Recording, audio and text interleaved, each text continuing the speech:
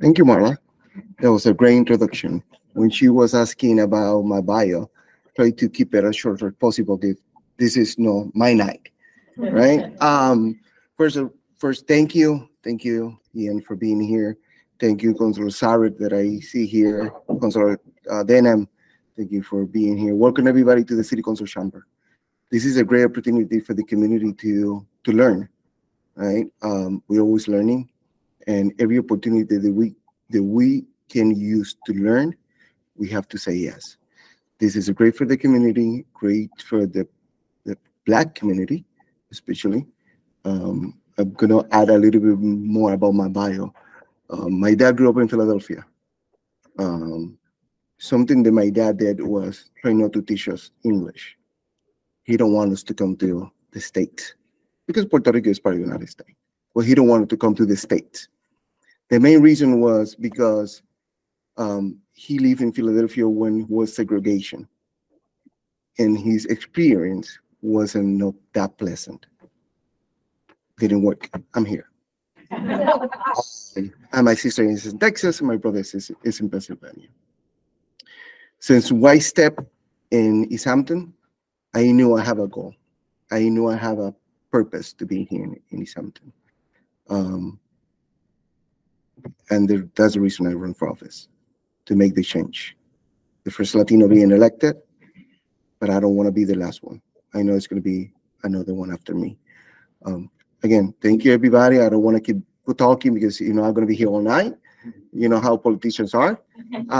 But thank you. And I hope we get out of this building with more knowledge. Thank you. So next I would have had the pleasure to introduce the chair of the Community Relations Committee, Emily Britton, but unfortunately Emily can't hear. How's this? Better? Not so much. Okay. How can people hear me in the back? Okay, I'll try to do my best. This actually mic isn't really picking up here, is it? Yes, not. Oh, it is. Okay. Lean in. Okay, there we go. How about that? All right, I'm leaning in. So Emily is not able to be with us tonight, and with much regret, she sends her regards, and instead of being here in person, but she did prepare some remarks about our committee and an introduction of Dr. Delahunty, which I would like to share with you, kind of mixed with the stuff that I was going to say anyway. So here's a bit from Emily. Good evening, and thank you for showing up to this event. I'd like to thank President Gomez and Councilor Denham for spearheading the reparations resolution, and the mayor for her support of the education offered here tonight, as well as our committee's Black History event just 1 month ago. It's clear to me that our councilors are interested in Easthampton being or becoming, depending upon your perspective, a safe and honest place to live. And to me, that includes thinking about how we can be better people and have better government. This fits perfectly into the Community Relations Committee's mission, which is to promote positive relations in the city of Easthampton and help to make all residents and visitors with diverse beliefs and backgrounds feel welcome here. If any of you think you might like to join in supporting the mission of the Community Relations Committee, we do have some vacancies on the committee. And is Margaret here tonight? How about Rebecca? Okay, they're not here tonight, but I'm here. Yes, I'm here. And I'm here. You don't hear me? I joined the committee. Oh, they're remote. Okay, great. So they're here. Well, it'll be hard to ask them questions, but maybe we can figure out a way. Rebecca Pasa and Margaret Kirsten are the other members of the committee currently. And I joined the committee. I moved here in 2018 and from Amherst, and I'd raised my kids there. And I chose to move over here to Easthampton. My kids are adults now. They are mixed race people. And when they come home, they don't always feel comfortable here. And I want them to feel the best that they can here. But beyond that personal reason for joining the committee and trying to think about like what can I do to grow the kind of welcoming nature of Easthampton, I just do believe that we can have that kind of a community here. and we can connect with each other and get to know all the different types of people who live in Easthampton, which is vibrant because of all of those differences that are here. So again, I'd be happy to talk to anybody about the committee if you're interested in participating in it or just finding out about it. So turning now to the most important part of our night, it's my pleasure to introduce our speaker tonight. Professor Ian Delahunty is an associate professor of history at Springfield College. He received his PhD from Boston College and focuses his research on 19th century American history, the Civil War and Reconstruction, American immigration, and slavery and emancipation, which is why we invited him here tonight. We hope to learn more from him about the truth of New England's past to help us better understand how to build a more equitable and welcoming community in the present and future. Perhaps you'll be inspired to pursue your own research into something you might be curious about in your own neck of the woods. Toward that end, Professor Delahunty would like us to know about an ongoing community-based research project that he was involved with when it launched in 2021. It's called Documenting the Early History of Black Lives in the Connecticut River Valley, and his talk tonight draws from his research for that project. I personally am looking forward very much to hearing tonight's presentation, to learning more that'll help us build our community. And Professor Delahunty will talk for about 40 minutes, and then we'll have about a 15-20 minute discussion after. There'll be time to ask questions. Thank you, Professor Delahunty, for being here. So thank you, Marla, and by extension, Emily, for that introduction. Thanks to Councilor Denham for the invitation. Thanks to Council President Omar. I appreciate everyone's attendance and look forward to hearing your questions at the end here. As Marla mentioned, I did want to just kind of plug this project that I was involved with. Let me make sure we can get it up on our screen here. So it's, and I'm clearly butchering the Google Meets thing. Omar, if you're able to troubleshoot, I don't know, but the top left is the presentation, and it'll help to kind of give some visuals. Can folks online see that okay? If you visit the website there, click Get Involved. It's a project run by the Pioneer Valley History Network in conjunction with the UMass Amherst History Public History Program. And it allows folks in communities in the Valley to go out, do their own research into the histories of slavery, both Native American and African American, and to contribute what they find to this ongoing kind of database that simply document the lives of enslaved people and then Africans and African Americans in the region in the 17th and 18th centuries.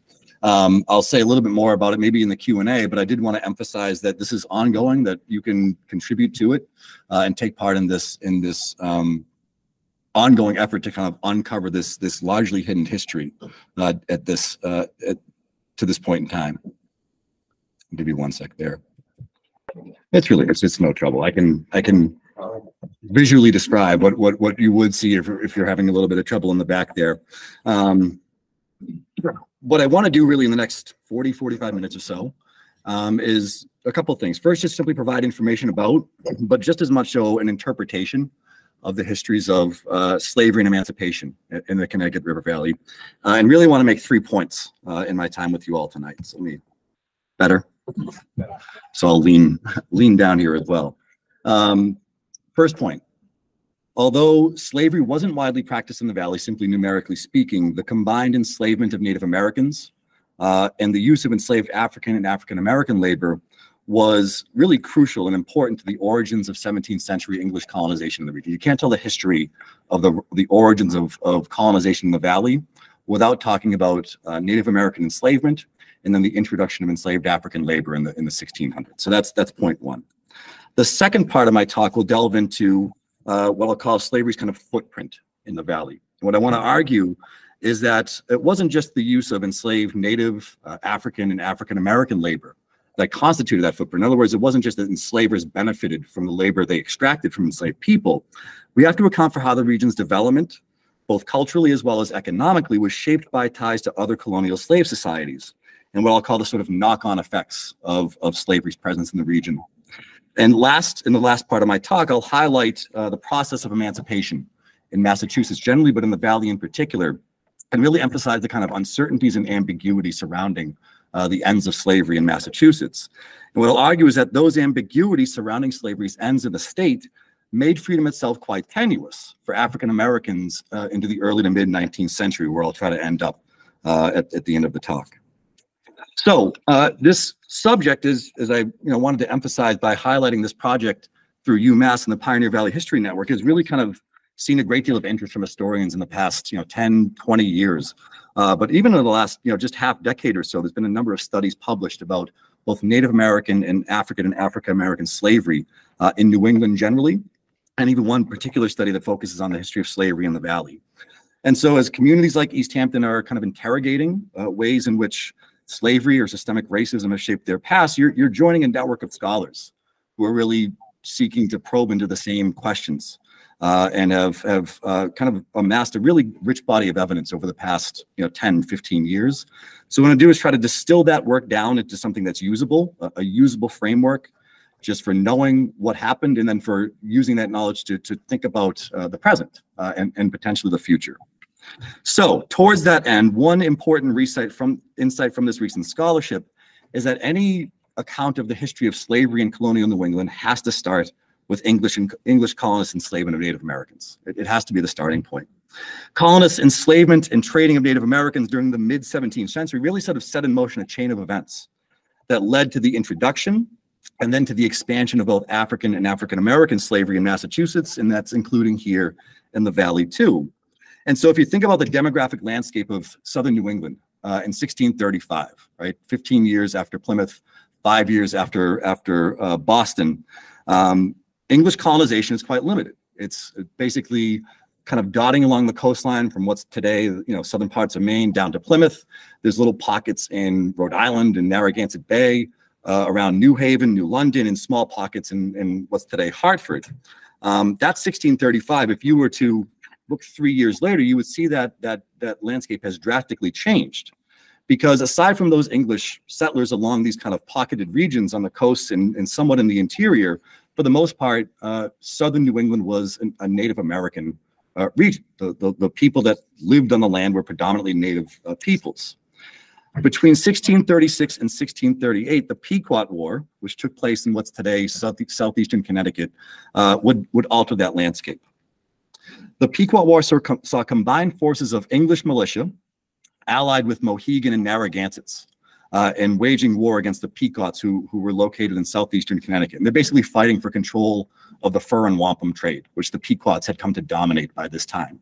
The Mohegans and Narragansetts see this as a chance to kind of pull that trade towards themselves, and they see a valuable ally in the English.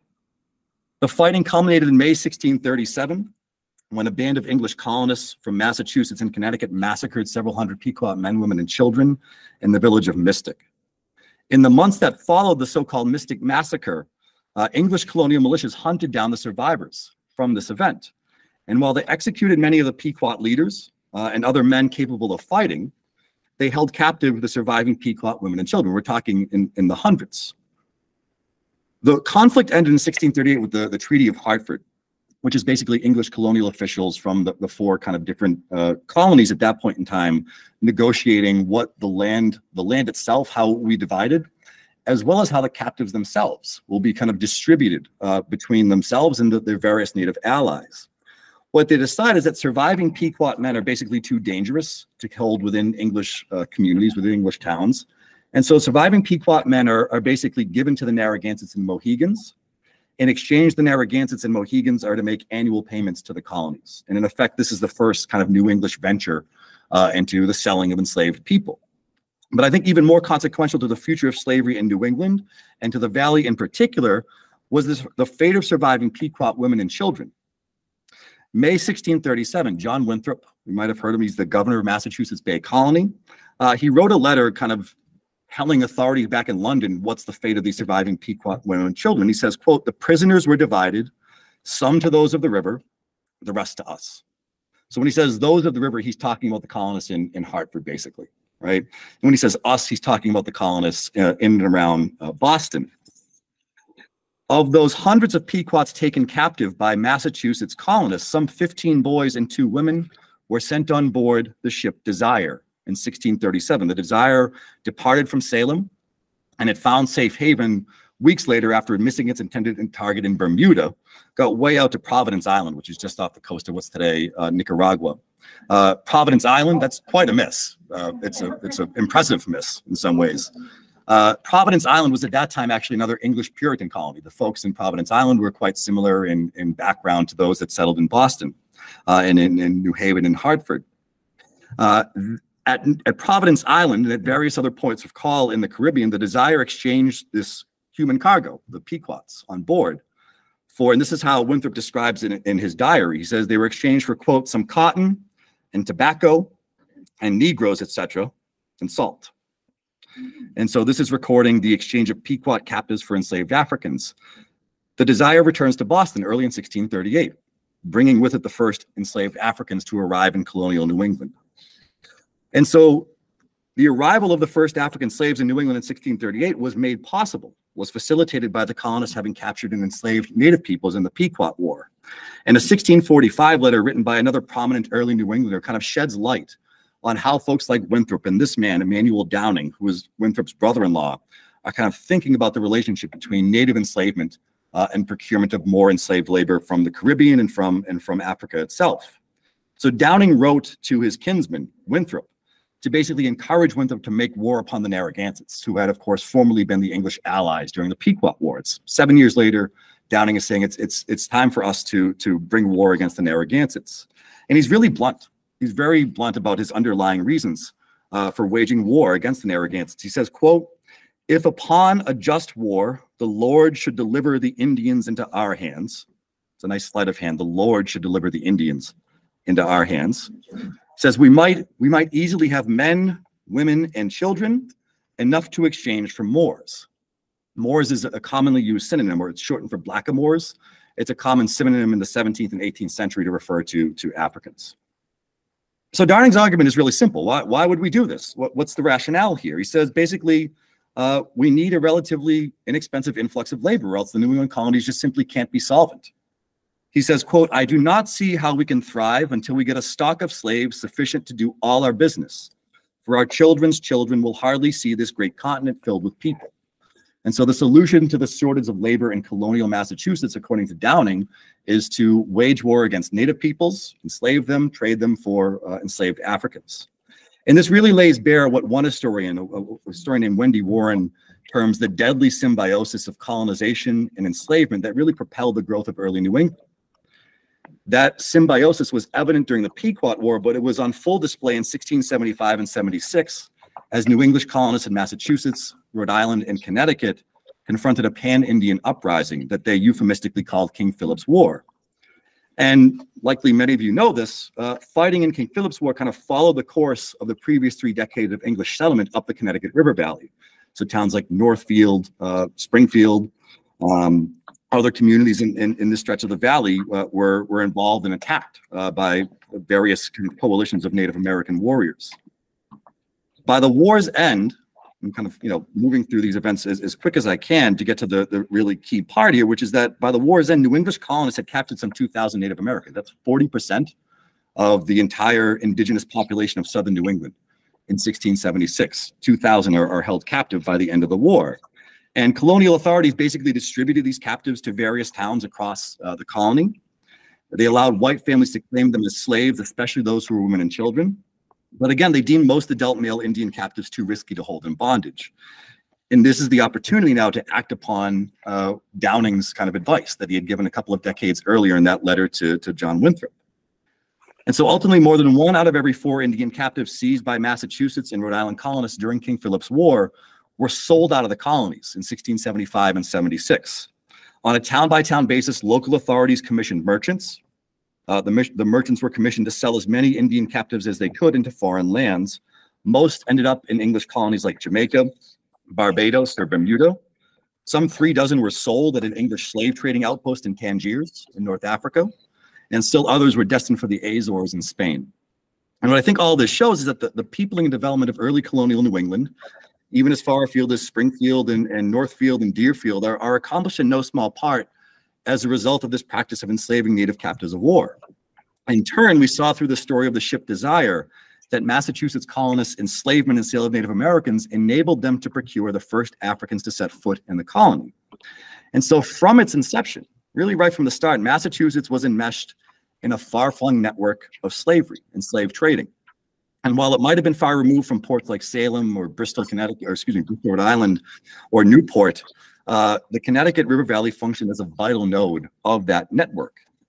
And we have to look no further than the Pinchons, who founded Springfield and numerous other towns in the valley, to see how slavery influenced both the colonization as well as the early economic development of the region. So I want to talk about the Pinchons in this context now. Between 1636 and 1700, Springfield grew under its founder, William Pinchon, and then later, and primarily his son, John, from what was initially kind of a lucrative fur trading post, really into a hub of agricultural cultivation and commerce. Now, it bears emphasis that the Pinchons' primary interest in colonizing this stretch of the valley from the start was to gain control of the fur trade. And the conquest and enslavement of the Pequots had made that potential a reality by the 1630s. William Pinchon returned to England in 1651. And when he did, he handed control over the family's interests in and around Springfield to his son, John. And from that year until his death in 1703, John Pinchon oversaw the region's transformation into eventually the breadbasket of New England. And it's important to emphasize that transformation was made possible by John Pinchon's role in the so-called provisioning trade to the plantation-based economies of British Caribbean colonies. And this is where I'm kind of getting at that wider footprint beyond just the use of enslaved labor, how this region is linked to other slave societies in the early English Atlantic world. So by the 1680s, you've got pork, wheat, barley, other valley-grown produce and raised livestock flowing into the Pinchon's General Store in Springfield. And increasingly, rather than sending those foodstuffs to Hartford or Boston, which had been the case up until that point in time, John shipped them more and more to the Caribbean, to Barbados, Jamaica, and the Leeward Islands in particular. In exchange, he got things like rum, molasses, and sugar. And he established a near monopoly on the sale of those slave-produced Caribbean goods in the valley. And he made a ton of money by selling those goods. Some of the account books that surviving account books from Pinchon's records show that basically the people that worked on his lands were given a daily allotment of rum as part of their lunch break. And so, just the indentured servants, kind of average quote unquote working people, are very much kind of caught up in this network of trading slave-grown commodities. So in the 1680s, John Pinchon even invested in a sugar plantation on the island of Antigua. He unfortunately named it Cabbage Plantation, which seems like an unlikely name for any sort of successful business, and it failed in pretty short order. But while it was up and running, John and his investors, his co-investors, all from Connecticut, in fact, they funded the purchase of dozens of enslaved Africans to labor on the plantation. And when the plantation went belly up, its assets were distributed not by a magistrate in Antigua, but one based in Hartford. It was a debtor's court in Hartford that decided what should happen to the enslaved people in Antigua. 4 enslaved African children, a girl named Combo, and 3 boys, their names are Mingo, Dick, and Jack, were awarded to one of Pinchon's co-investors, a kinsman from Hartford named Richard Lord. Even after John abandoned his Cabbage Tree Plantation, he still directed the bulk of his trade to the Caribbean, and he continued to profit from the slave-grown goods that he received in exchange for valley-raised crops and livestock. And with those profits, between 1680 and 1700, John purchased 5 enslaved Africans who came to live and labor under his control. And we really can't overstate John Pinchon's influence on the origins of valley communities in the mid to late 1600s. At the direction of the Massachusetts General Court, he led the commission of every town founded in Western Massachusetts between 1653 and 1702. And seeing John Pinchon as not only the founding father of valley communities, but also as an enslaver who tapped into English imperial networks of slave trading, I think that brings into focus the place of slavery in the settlement and early development of this region. So I focused a lot so far on these kind of networks of the slave trade, slave-grown commodities, but what about the experiences of enslaved people themselves? I mentioned, just a minute ago, Pinchon had by 1700 5 enslaved Africans, has purchased 5 enslaved Africans in the past 2 decades. One of those was a man named Rocco. We don't have any other name but Rocco from his account books and from various other records that have survived. The year after Pinchon purchased Rocco in 1680, Rocco married a woman named Sue, who was also held as a slave by Pinchon. By 1685, Rocco actually owned 60 acres of land in Springfield. And a decade later, in 1695, he was able to purchase his freedom for the sum of 1,000 gallons of turpentine and 840 gallons of tar. Richard Blackleach, he's another formerly enslaved man, once owned by Pinchon. Blackleach was listed as, quote, friend of Rocco and Sue, end quote, on Rocco's manumission papers in 1695. Manumission papers are legal documents, you know, to record one's freedom. And I think those snippets from Rocco's life reveal how the particulars of the laws governing slavery in Massachusetts afforded him and other enslaved people in the region, both native and African at this point in time, accorded them freedoms unavailable in other English colonies. So in 1641, the Massachusetts General Court had adopted what it called the Body of Liberties as the Commonwealth's official legal code. And Article 91 of the Body of Liberties recognized the legitimacy of, quote, bond slavery, villanage, or captivity. So basically officially recognizes the legal status of slavery. It did so in cases where individuals were lawful captives of war or were, quote unquote, strangers who were, quote, sold to us, end quote. And that's to connote Africans that are sold through the slave trade. That article, Article 91, actually made Massachusetts the first English colony in North America to give legal sanction to slavery. It does so well before Virginia. At the same time, Article 91 accorded to the enslaved, quote, liberties and Christian usages, end quote. So in other words, it recognizes the personhood of enslaved people. And in practical terms, this meant they could marry, although they had to obtain the permission of the slave owner to do so. But they could also own property, as we saw in the case with Rocco. And crucially, they had the right to file suit and testify in court, which is lacking in most other slave societies in the Americas. As we'll see later, that last provision is going to be really important. And it's going to play a pivotal role in bringing about the demise of slavery in Massachusetts. So I think these references to Rocco, Sue, and Richard Blackleach in John Pinchon's account book are evidence of a really basic fact that I want to emphasize, which is that enslaved Africans are present in the valley from the start. Pinchon's account book, if you dig further into it, reveals that in 1657, so well before he purchased Rocco, in fact, he had paid a man named John Leonard for, quote, bringing up the Connecticut River my Negroes, end quote. 7 years later, now in Hadley, the estate of Richard Fellows was charged when an enslaved man who was enumerated in Fellows' will sold for less than he was appraised for. And in 1695, John Williams, who was the famed first minister of Deerfield, we know that he owned at least one enslaved man, Robert Tigo, whose death was recorded in that year. And so we have these kind of scattered references throughout the mid to late 1600s that tell us that in all these communities, there is a presence of enslaved Africans and African Americans. By the time that Williams and more than 100 other Deerfield residents were captured by a joint French Native American raiding party in 1704, Williams had purchased 2 other slaves, a man named Frank and a woman named Parthena.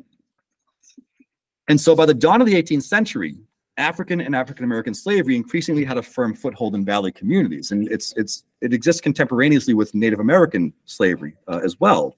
So some numbers are instructive, and just to kind of get our bearings at what this looks like at the start of the 18th century. If you look across the New England colonies, the number of enslaved Africans and African Americans quintuples from roughly about 1,000 in 1708 to about 5,000 in 1730, right? So there's this clear shift towards the use in purchasing of enslaved Africans that takes place in the early 1700s. In the next 2.5 decades, 1730 to 1755, the figure more than doubles to be more than 13,300. And in 1754, there's a census in Massachusetts that reveals that Africans and African Americans are present in 102 out of the roughly 140 or so incorporated townships in the colony. So they're in about 70% of the Commonwealth's towns by that time. And at the local level, communities in the valley are well represented in those totals. During the 1700s, more than 24 ministers in the valley owned slaves. Some of their names, locations, and tenures, they're on one of the slides. I'll share it with folks afterwards. But they're ministers from Amherst, Belchertown, Deerfield, Greenfield, Hadley, Hatfield, Longmeadow, New Salem, Northampton, which then included, of course, today's Easthampton, Springfield, Suffield, Westfield, West Springfield, and Wilbraham. All have documented cases of ministers owning slaves. And as I said, the most precise data we have for slavery in the valley, like we have across the colony, comes from 1754 and 55, when there was this colony-wide census. I should emphasize the data isn't comprehensive. For starters, some communities just simply didn't return the census information to colonial officials back in Boston. Additionally, data from some communities was lost before that information was published in 1815, so we don't have the original manuscript records. We have only this 1815 publication of them. But importantly, and I think probably most importantly, the census specified that communities report only the number of, quote, Negro slaves 16 years old and upward. So they're saying don't count anyone younger than 16. And that's important because there were almost certainly enslaved boys and girls younger than 16 in the Valley. And let me explain why. So most of the slaving vessels that brought enslaved Africans to New England made at least one, if not multiple stops in the Caribbean before they returned to Boston or Bristol or Newport. In the Caribbean, slave owners sought out healthy-looking, working-aged men because they believed they could extract the most labor from them amid the brutal working conditions and climate that typify Caribbean sugar plantations. New England slave trading vessels would then return to Boston, to Bristol, to Newport with captive Africans who were deemed less valuable by Caribbean enslavers. And those tended to be the sick, but predominantly just the young. And for this reason, a census that counted only enslaved people aged 16 years or younger almost inevitably is going to miss some number of younger African-born slaves in the region. So with all those kind of caveats, right, the numbers we do have from the census are still instructive, especially when we can kind of compare them against other sources of data from this region. So across New England, Africans and African Americans made up about 3% of the total population in 1754 and 55, and almost all of them are enslaved. There's very, very few free African or African Americans in the colony at that time. Springfield, Hadley, Westfield, and Hatfield, we have the numbers from the census for those communities. And what they show is that they have similar rates, right? So it's roughly around 3% of the population, give or take, in those communities are made up of enslaved Africans and African Americans. Almost certainly those figures would be higher if their total share of the population included those younger than 16 as well, right? So we know we're missing some in there. An additional data point for gauging the extent of African and African-American slavery in the Valley in this time is a study by a physicist actually from UMass Amherst named Robert Romer. And Romer published this book back in 2009. It's the most meticulous study of slavery in the Valley that you'll find. He focused on things like surviving tax lists, wills, probate inventories, church records, merchants' account books, and other sources that in the absence of something like a colony-wide census would provide evidence of the presence of Africans and African Americans in the region. And using those records, he created this beautiful map of Deerfield Main Street in 1752, about a mile-long stretch of it along what's today Old Main Street. And it lists the name of some 25 enslaved men and women who lived along that 1 mile stretch, along with the names of their owners. And it shows you when the houses were built that they lived in. The 25 enslaved Africans and African Americans on that one stretch of road, they made up about 8% of the total population of that section in Deerfield in 1752, which actually makes Deerfield more on par with a place like Boston, other kind of, Salem, much closer to Boston or Salem or other port cities than other communities in the Valley in terms of Black slaves share of the population. So what this all tells us is that slavery is becoming more commonplace, I should say, across Massachusetts. And what happens in the early to mid 1700s is that in some ways in response to that and also to kind of advance that process, new laws are passed that circumscribed some of the small liberties that someone like Rocco had been able to enjoy back in the late 1600s. So some, like a ban on serving alcohol to slaves, apprentices, or servants, or a ban on, quote, Indian, Negro, and mulatto slaves, end quote, from being out in public past 9 o'clock. These reflected white colonists' fears that growing numbers of unfree people in their communities might, plan, hatch, rebel against them. Others, like classifying slaves as chattel for tax purposes, in other words, treating them as a commodity the same as cattle or furniture for tax enumeration lists, as well as a new requirement in 1705 of a 50-pound bond from any slave owner who wished to free his slave, and especially a ban on interracial marriage and sex that was passed in 1705. These laws aim to cement enslaved people's status as a perpetually dependent class. So one of the beneficiaries of this entrenchment of slavery in the Commonwealth, and in the Valley in particular, is Jonathan Edwards, who is the pastor of Northampton's Congregational Church from 1729 to 1750. Edwards had grown up in a slave-owning Connecticut family. And shortly after assuming the pastorate in Northampton, he traveled to Newport in 1731 and he purchased for 80 pounds an enslaved girl named Venus. We also know that he owned during his tenure in Northampton a woman named Leah, although there's some historians who believe Leah is also Venus, that she was renamed or rechristened, an enslaved woman named Rose, and an enslaved boy named Titus, who may have been Rose's son. And so given Edwards's notoriety, and I think his particular importance to the history of the communities in the valley, this one in particular perhaps, I'd like to kind of unpack what his status as a slave owner means and what it tells us kind of more broadly about slavery's impact on the region's cultural and economic development in the 1700s. So on the one hand, Edwards's status as a slave owner kind of conforms to earlier patterns of ownership in the valley and really across New England as a whole. Ministers like Jonathan Edwards were the most important men in their communities at this time. And slave ownership signaled that elevated status. In this sense, it functioned as what the historian Marla Miller aptly describes as a, quote, affirmation of affluence, end quote. And they would interpret that as a kind of godly affirmation of their affluence. It was a luxury. It was a luxury that the likes of ministers, along with prominent merchants, politicians, and militia officers in a place like Northampton would use to display their elevated status in a society that accorded a great amount of weight to status. Edwards's use of enslaved labor, though, also signaled, I think, a transition in the practice of slavery in the valley. And that transition coincided with what I would argue, it coincided with, and I would argue it helped to propel two broader transformations of the New England countryside that are happening in the mid to late 1700s. The first was the Great Awakening. This is a period of really intense religious fervor that saw church attendance rates skyrocket and kind of a more emotional, what we would call evangelical style of worship take hold among Protestant Americans. Think of the Great Awakening as, preachers kind of with upstretched arms, kind of gesticulating wildly. George Whitefield, one in particular that we know of, was known to kind of, sweat, pour out sweat as he preached. A lot of Equiano, the famous freed slave that wrote his own biography, recalled having seen George Whitefield sweating as he sweated when he was a slave on Montserrat, which is a lovely description.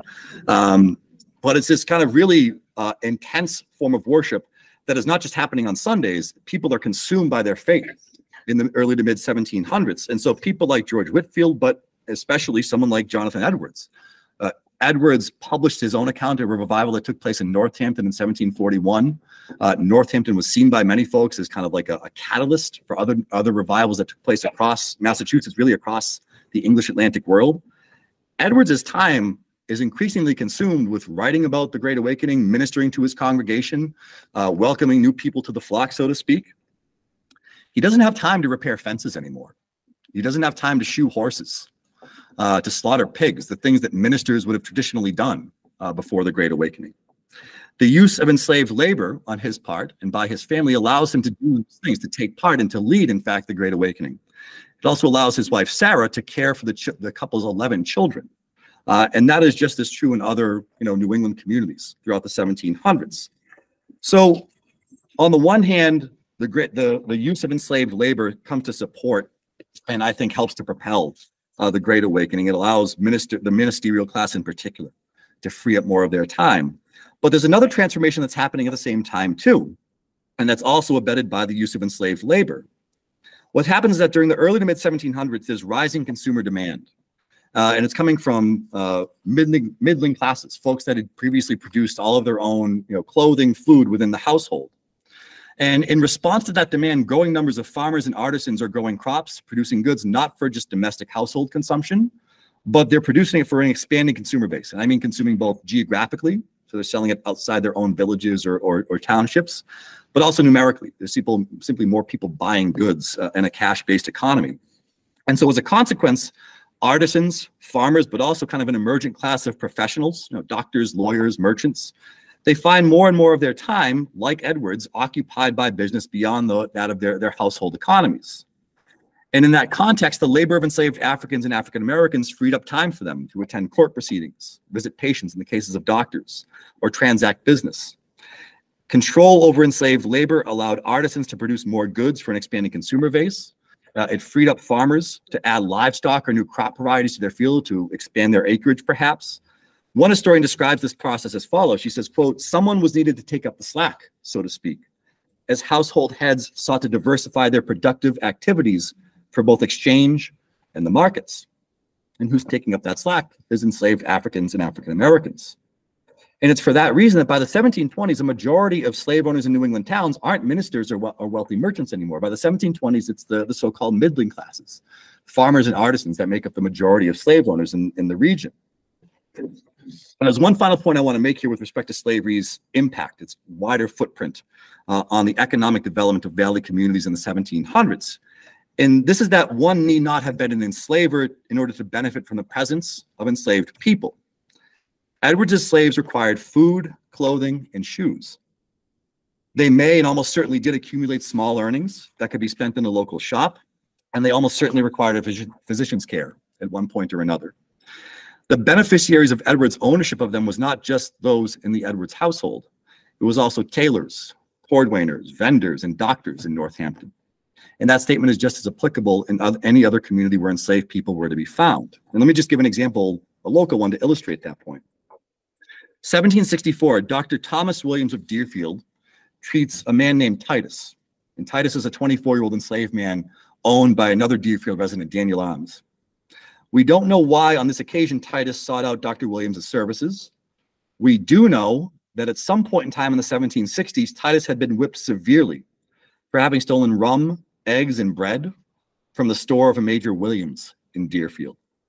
According to one account that was written several decades later, Major Williams, quote, drew blood with every stroke, end quote, as he whipped Titus. So perhaps it's that whipping that led Titus to seek out Dr. Williams, or perhaps it was a more trivial malady. Whatever the case, Titus paid off his debt to Dr. Williams by cutting tobacco for him. On other occasions, Titus's owner, Daniel Arms, paid for his own medical care by renting out Titus's labor. Additionally, other men in Deerfield who found themselves sporadically in need of labor hired Titus, as well as another enslaved man named Matthew, who Arms also owned, on a number of occasions throughout the 1750s and 1760s. We have Arms as basically a diary where he lists all the days when Matthew and Titus are out working for someone else in Deerfield. And those days spent plowing, cutting wood, scoring timber, and spreading manure on various farms throughout Deerfield not only redounded to the benefit of those farms' owners, they also earned Daniel Arms anywhere between 2 and 10 shillings per day for their labor. And so here's what we can say with some certainty, I think, about the presence and impact of slavery in the Valley during the 18th century. First, enslaved Africans and African Americans are present in many Valley communities, and that's a basic fact that I want to kind of emphasize. But I think more substantively, they're present in enough numbers in communities like Deerfield, Springfield, Hadley, Westfield, and Northampton to constitute a significant and important part of the labor force in these communities. Their economies would have looked very different without their presence. The second point to emphasize is that enslaved labor played an important role in the cultural and economic transformations of the region that occurred in the mid to late 18th century. Again, it freed up professionals from the menial labors of the household and enabled them to devote more time to kind of commercial, intellectual, and religious pursuits. Artisans and farmers in the Valley used slave ownership or the sporadic employment of enslaved labor to increase productivity and to diversify their operations as they entered into an increasingly market-driven economy. And so it's for these reasons that the ends of slavery in Massachusetts don't come easily or with a type of clarity, at least on paper, that the abolition of slavery in 1865 would provide. And so I want to talk about the ends of slavery in the Commonwealth and think about how they're kind of harbingers of uncertainty surrounding Black lives throughout the early to mid 1800s in this region. So one point to emphasize is that Massachusetts is no different from any other slave society or society with slaves in one respect, which is that enslaved people in the Commonwealth sought to become free by running away for as long as slavery existed here. If you look at the, quote unquote, the paper of record in the region, it's actually the Connecticut Current, which is printed out of Hartford. If you look at the Connecticut Current throughout the 1700s, there's advertisements provided by readers and subscribers with descriptions and the possible whereabouts of fugitives from slavery all up and down the Valley. Running away is a risky option. It was predominantly available, mostly to men, and very few women are successfully able to escape. A less risky option than running away was filing a freedom suit. And throughout the 18th century, individual enslaved Africans and African Americans sued their owners for various infringements of a contractual obligation. In other words, they can point to a contract and say, the terms of my contract don't allow this to happen, or on allegations that their owner's titles to them, their legal document, the title to that allows them to claim ownership of them, is defective in some way. And this typically happens in cases of inheritance. In successful cases, these men and women would become free. And remember, I said earlier, the Body of Liberties allows enslaved people to file suit in Massachusetts courts and to testify against whites. And this is what allows freedom suits to be, you know, in some ways, not a common means of becoming free, but a successful one when it was available. We know of around 30 successful freedom suits prior to 1780, and the vast majority of those cases occurred after 1764. And included in that total were 7 women, the most famous of whom was a woman named Elizabeth Freeman, or her given name was actually Mum Bet. And I want to talk about Mum Bet's freedom suit and its larger impact on emancipation in Massachusetts. So Mum Bet was born in 1742. She was born to an enslaved woman in New York, and she and her sister Lizzie were inherited by the husband of her owner's daughter. And that was a man named Colonel John Ashley of Sheffield. Ashley was actually the cousin of Deerfield's minister, Jonathan Ashley, who was himself a slave owner at that time. In Sheffield, Mum Bet somehow became acquainted with an attorney from Stockbridge. There's a man named Theodore Sedgwick. And there's kind of various accounts of why Bet, or how she came to ask Sedgwick to file suit on her behalf. The key point is that she did. And in 1781, Sedgwick filed a freedom suit on behalf of Elizabeth and another enslaved man in Sheffield known as Brom. So the case Brom and Bet v. Ashley, it goes to the Berkshire County Court of Common Pleas. And the court ruled that Ashley had no claim upon Brom and Bet and awarded both of them their freedom. And Bet, soon after her manumission, adopted the name Elizabeth Freeman in celebration of her newfound status. That's where the name comes from. Now, the Brahman Bet case is significant because unlike other freedom suits up to that point in time, there's no caveats, right? It's not that Sedgwick is arguing that some technical contract violation or that the title that Ashley held to claim Brom and Bet is invalid for some reason. What he did was argue that the new constitution for the state, which had been enacted in 1780, Article 1 basically declares that all people are born free and equal. It kind of, you know, riffs off of the Declaration of Independence. And Sedgwick argues that under the terms of this new state constitution, someone like Brom or Bet should not be held as a slave. And it's legally impermissible. So that's an important argument because, again, it's not technical and it's a kind of universal reasoning, right? If that appeals in the case of Brom and Bet, why doesn't it apply in thousands of other cases of enslavement across the state now? But it's unclear then, and it remains unclear now, what led the jury to actually rule in Mum Bet and Brom's favor. We don't know if they actually based their decision to free Mum Bet on Article 1. And probably most importantly, Ashley didn't appeal the decision. So he's thinking about appealing it to the state Supreme Court. He doesn't. And so the case remains localized in its scope. It doesn't apply outside of Berkshire County, presumably. So the significance of Mum Bet's successful freedom suit really emerges 2 years later, when in 1783, and neither Jonathan Ashley's death in 1780 nor judicial emancipation in 1783 seems to have had a significant impact in terms of Jenny and Cato's labor. Both lived the remainder of their lives within the Ashley home. And we can only speculate as to why Jenny and Cato never left the home of their enslaver in the decades after judicial emancipation. One plausible reason is that, like so many other African Americans in the Valley at this time, they lacked the resources or prospects for employment that would enable them to live independently. Freedom didn't come with back pay or the promises of any wages going forward. And in a bitter irony, the ends of slavery in Massachusetts coincided with the emergence of a growing class of poor white laborers, men whose family farms, after decades of exhausted soil, were down on their luck, roaming about town, sort of desperate for employment. In that context, newly freed African Americans seeking social or economic independence from their former owners were seen as a threat to the prospects of common white laborers. And so throughout early 19th century New England, new laws, many of them in fact modeled on colonial laws governing slavery, were put in place to assert whites' control over blacks' movement and public presence. These included bans on purchasing liquor, bans on African Americans serving in militias, and most notably bans on voting.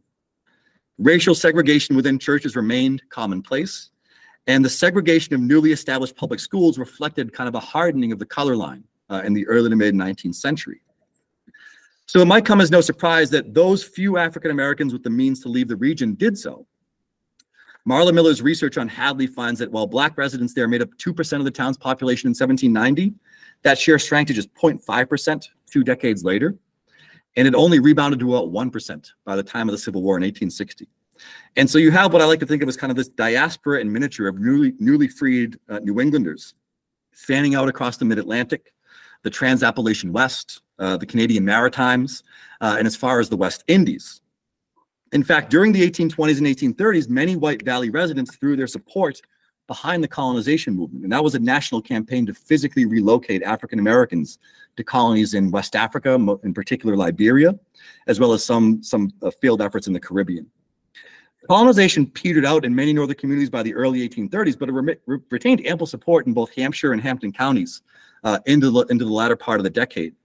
An 1831 article in the Northampton Courier fretted that, quote, the black population in the United States increases with alarming rapidity, end quote. And the solution, according to this journalist, this author, was to, quote, devise means to relieve this unfortunate and degraded class of men. And when they talk about relieve this class of men, they're not talking about public relief or employment. They're talking about simply relocating them or removing them from the population.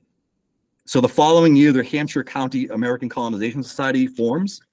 And that's an indication of just what the Courier had in mind when it spoke of the need to, quote, relieve the nation of its black population. Now, colonization collapsed by the 1830s and 1840s, and probably the most important reasons why it never materialized is that African-American leaders voiced in no uncertain terms their belief that blacks had every bit as much a claim to belonging in America as did whites. And so to return to Jenny and Cato, we might consider their decision to continue living and working in the home of their former enslavers as something more than just a matter of economic necessity. You can also interpret it, I think, as a claim to the home itself, a claim to the land, and a claim to the community as being theirs, an assertion of their place in it. So thanks for your attention. I apologize for the technical difficulties, but I look forward to hearing any questions or thoughts that you might have.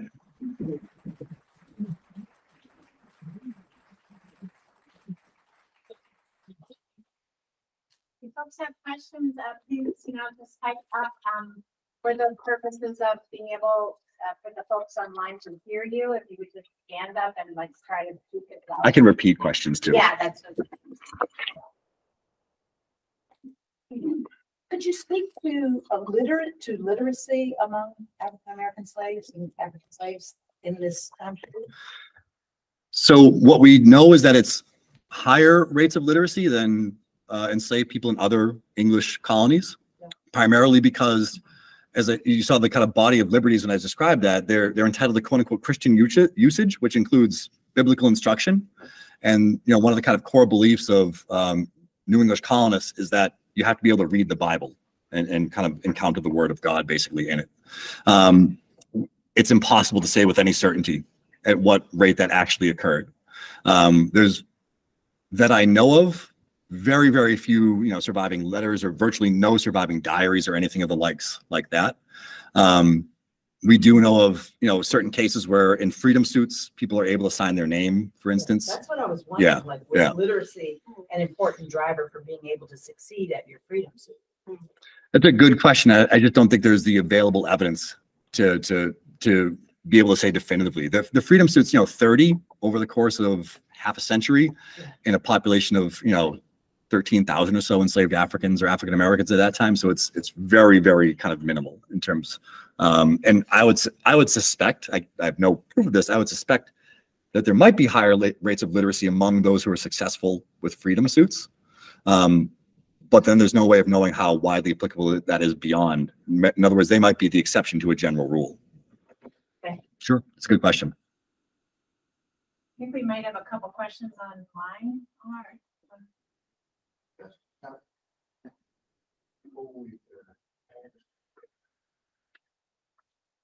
Want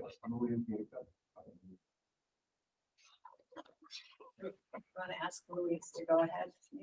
Louise, do you want to ask? I say it's not. Okay. Well, we'll continue going here and then that worked out. Yeah. I just wondered if Jonathan Edwards was, if he was at the first churches in Northampton, and what the role of the church was at that time.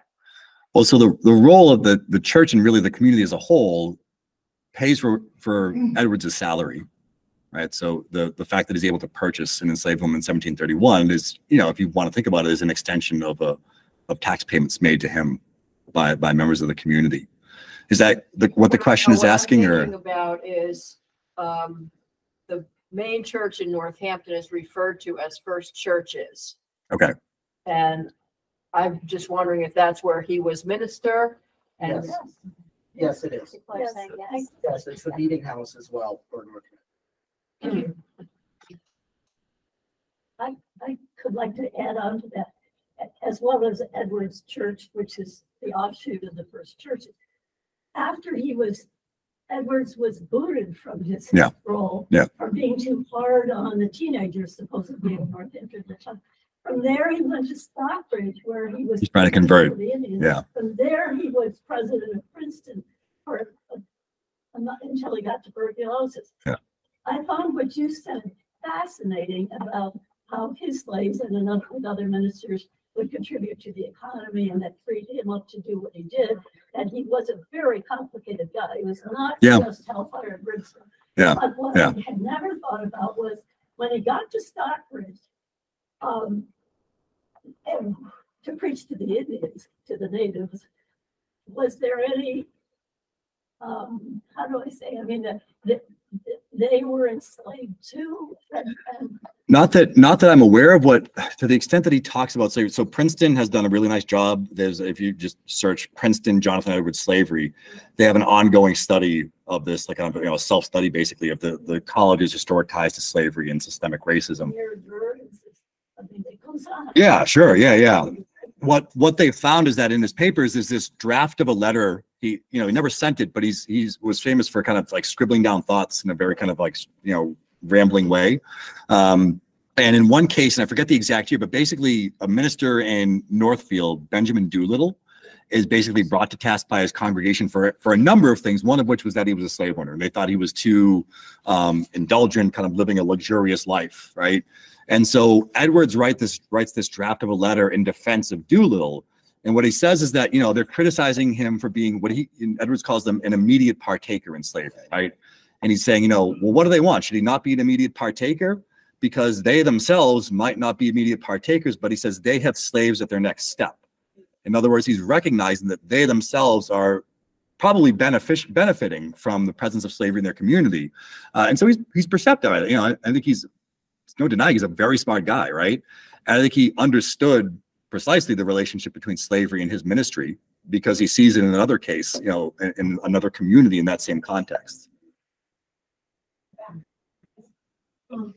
Is there a story about the end of enslaving Native people, or does this just fade away into? Yeah, it's a good. So the question was: is there a story about the end of Native American slavery? Right. A book by an historian named Margaret Newell is kind of the definitive account. It's in the bibliography I can share with folks about the history of Native American enslavement. What she says is that basically it does kind of fade over time. There's no definitive kind of active judicial emancipation. To the extent that judicial emancipation did end slavery in Massachusetts, that would have also ended the enslavement of Native Americans. But by 1783, there are very, very few enslaved Native peoples remaining in the state. There's a clear preference on the part of slave owners to purchase enslaved Africans instead of Native Americans. That happens across British North American colonies for a number of reasons. The first is that Native population declined due to disease and basically acts of conquest and the kind of intentional killing of them in large numbers.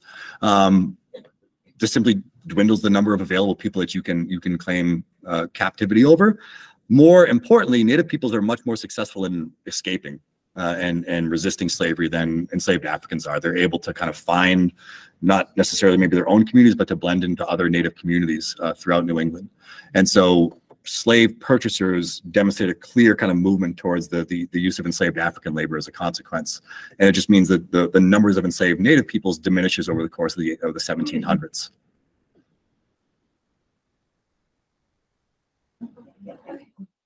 I just wanted to ask, as someone who studies emancipation and enslavement, what are the major implications of knowing this history for us today? No, I think that, well, I mean, I think that's what the community is deciding, right? And what I want to really emphasize is that it's not just that people at one time owned slaves here, right? And that should be recognized as a wrong, but it's that the communities themselves couldn't have taken shape the way they did without the use of enslaved labor and the fact that they were enmeshed in these networks of trade with other slave societies, right? And I think that's really important to take into consideration. Like Suffield, which was part of Massachusetts till 1749. Suffield's first sawmill was built by Rocco and another one of John Pinchon's slaves. You need a sawmill, right? You need grist mills. You need these kind of infrastructure that enslaved labor is in, you know, it's impossible to say with precision, but at least partially responsible for. Or these communities don't get off the ground to begin with, right? So I think the very presence of some of our communities has to be seen through that lens. What you do with that, I think, is it has to be a kind of community-based decision, right? But you can't avoid it. You can't look past it.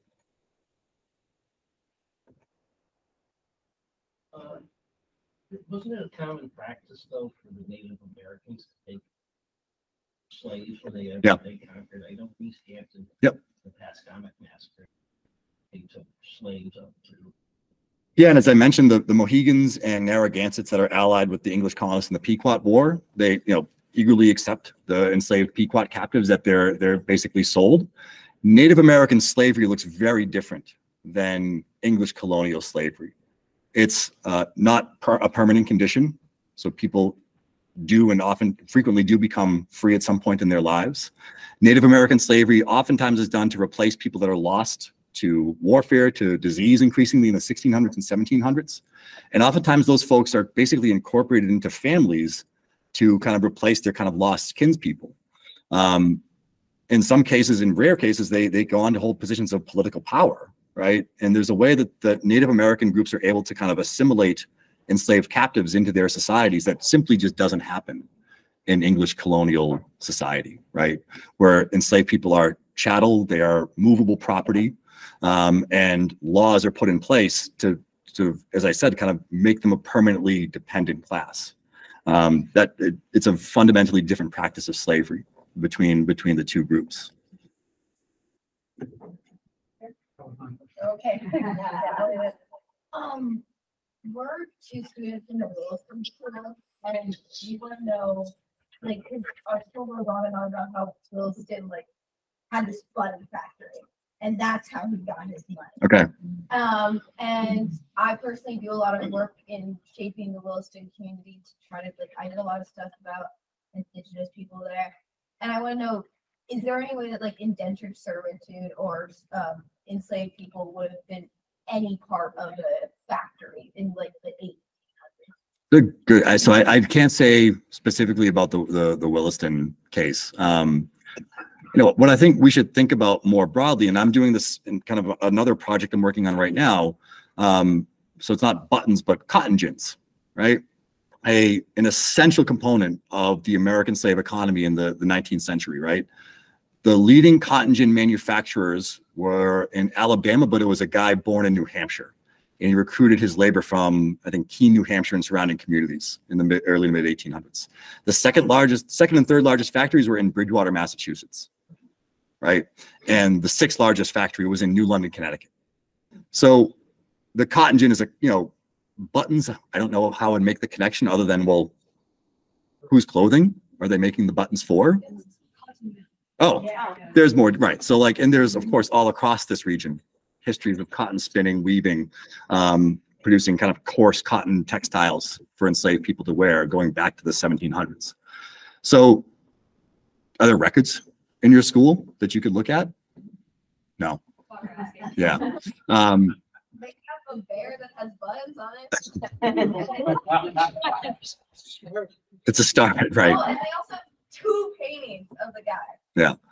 Some are little parts. So I think this is where, as I was saying earlier, the documenting early Black lives project. If you explore the resources section, there's advice on how to pursue this type of research, right?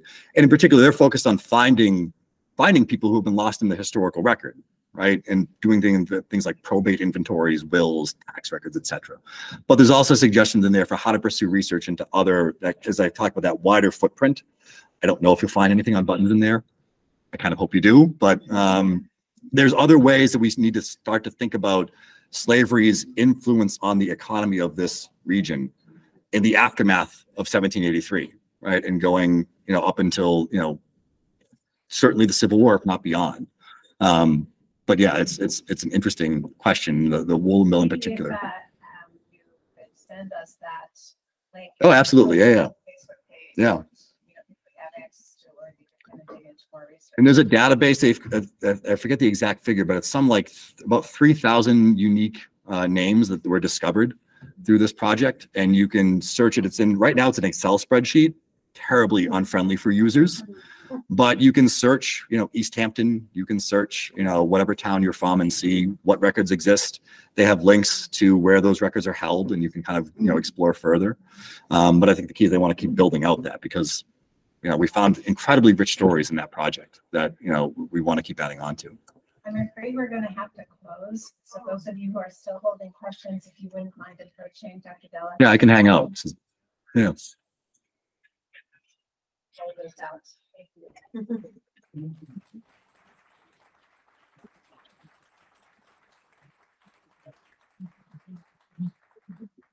That was for us or for him? Of course for him. Thank you, Ian. There was a great educational session. Basically, this is what it is for Easthampton. But before we go, I just want to recognize a few people in the audience. Thank you, Madam Mayor, for co-sponsor this event. Thank you, Councilor Denham, for giving me the opportunity to participate in this event. Thank you, Marla, the CRC. Thank you, Mr. Evans. He's the principal of the high school. He's right here with us tonight. I really appreciate that he is participating in these educational sessions, the community. This was a great opportunity, and I'm glad that we took it. Thank you.